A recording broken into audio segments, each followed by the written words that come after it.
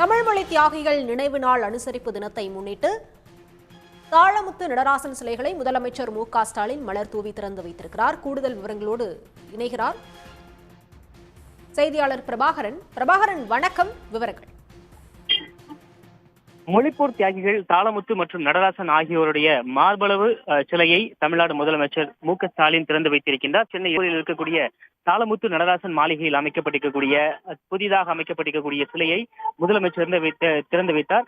கடந்த ஆண்டு மொழிப்போர் தியாகிகள் நினைவு நாள் அன்று சென்னை மூலக்கொத்தளத்தில் நடைபெற்ற மொழிப்போர் தியாகிகளுக்கான அந்த மண்டபத்தினை திறந்து வைத்து முதலமைச்சர் பேசும் பொழுது தாளமுத்து மற்றும் நடராசன் ஆகியோருக்கு மார்பளவு சிலை அமைக்கப்படும் என்று அறிவித்திருந்தார். அதன்படி இந்த ஆண்டு ஜனவரி 25ஆம் தேதி இன்றைய தினம் தாளமுத்து மற்றும் நடராசன் ஆகியோருக்கான சிலை என்பது சென்னை எழும்பூரில் இருக்கக்கூடிய சென்னை பெருநகர வளர்ச்சி குழுமத்துடைய அலுவலகம் செயல்படக்கூடிய தாளமுத்து நடராசன் மாளிகையில் திறக்கப்பட்டிருக்கின்றது.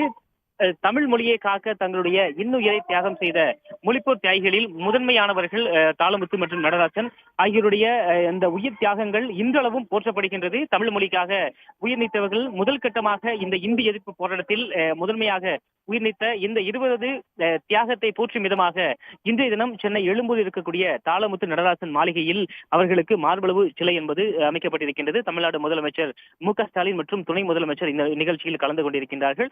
முதலமைச்சர் மார்பளவு சிலையை திறந்து வைத்திருக்கின்றார். இங்கு பொதுமக்கள் மற்றும் மொழிப்போர் தியாகிகள் சார்பில் பல்வேறு அமைப்பினரும் வரிசையாக நின்று முதலமைச்சருக்கு வரவேற்பை அளித்து வருகின்றார்கள்.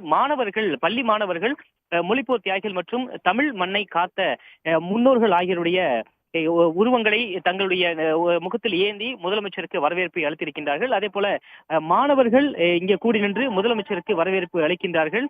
அதே போல பல்வேறு வரவேற்புகளும் அளிக்கப்பட்டிருக்கின்றது. விவரங்களுக்கு நன்றி பிரபாகரன்.